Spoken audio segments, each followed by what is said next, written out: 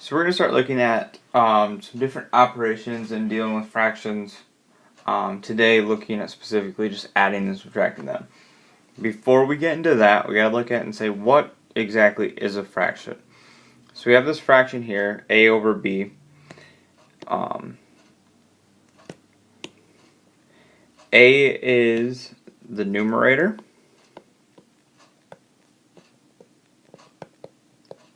And b is the denominator.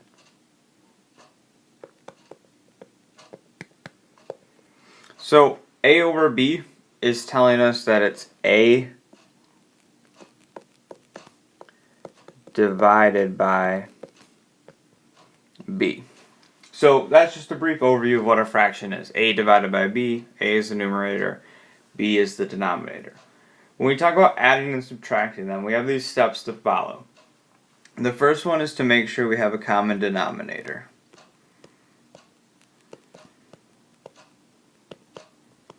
If you do, it's easy, move to step 2. If you don't, you find an equivalent fraction to have a common denominator. We'll talk about what that looks like in a second.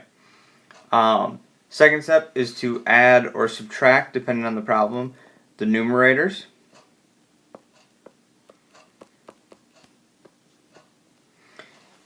Third step is to keep the denominators the same. So I add the numerators, subtract the numerators, whatever the problem says, keep the denominator the same, and then I simplify if needed. So let's look at a couple examples. This first one is 2/5 plus 1/5. So I don't know, what does this equal? So step 1 is make sure you have a common denominator. So I do, in the fact that these are both 5. So we're good there. So second step, add or subtract the numerators. In this case, I am adding. So I'm going to do 2 plus 1. 2 plus 1 is 3.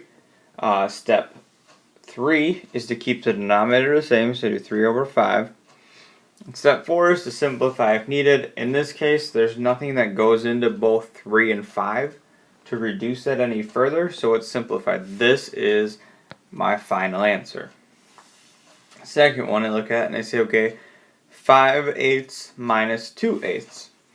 So step 1 is to make sure you have a common denominator. Again, I have 2/8, so I'm all set there. Second step is to add or subtract the numerators. I'm subtracting in this case, so 5 minus 2 is 3. Keep the denominators the same, so 3 over 8.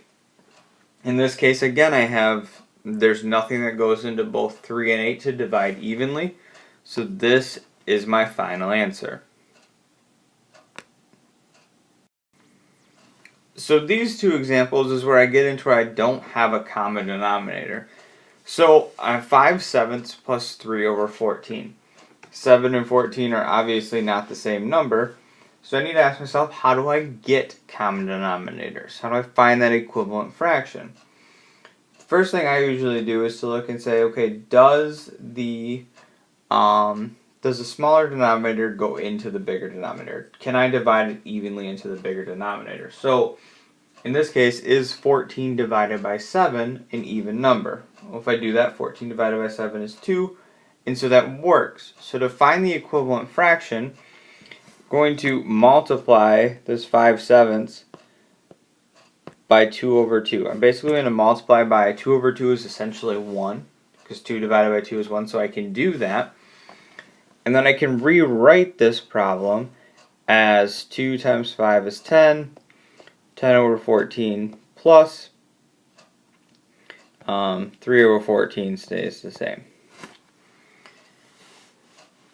So then now I have common denominators, so I go to step 2, add the numerators, so I get 13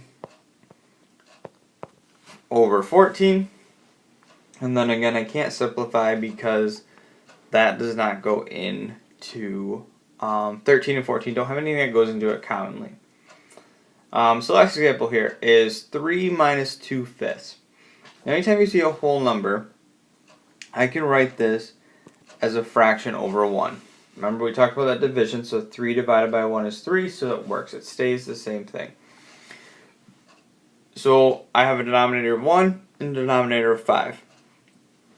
When you have a denominator of 1, it gets pretty easy because I can just multiply this one by 5 over 5, because that changes my denominators but gives me an equivalent fraction. So this becomes 15 over 5 minus 2 over 5. So 15 minus 2 is equal to 13. And 13 over 5. This one I could simplify. So I want to know how many times does this 13 go into 5, or 5 go into 13. So it goes in 2 times, which means I've used 10 up here because 5 times 2 is 10, it's gone 10. So what's left is 3/5. If you want to, if it's a improper fraction like this where the numerator is bigger than the denominator, I don't care if you leave it as an improper fraction. That's okay with me.